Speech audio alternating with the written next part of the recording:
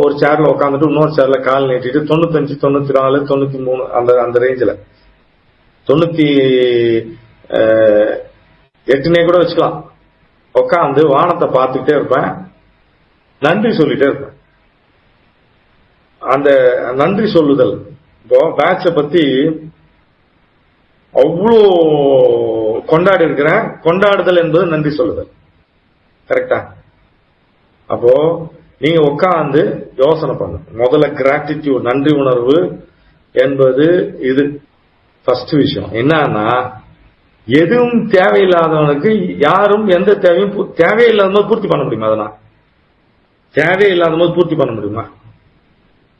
இன்னொன்னு, நீங்கள் இப்ப இருக்கிற சூழ்நிலையில கம்ஃபர்டபுளா இருந்தீங்கன்னா நீங்கள் வளர்வதற்கான சாத்தியக்கூறுகள் இல்லை. உங்களை தெரிந்து கொள்வதற்கான சாத்தியக்கூறுகள் இல்லை. உங்களை மாற்றிக்கொள்வதற்கான சாத்தியக்கூறுகள் இல்லை.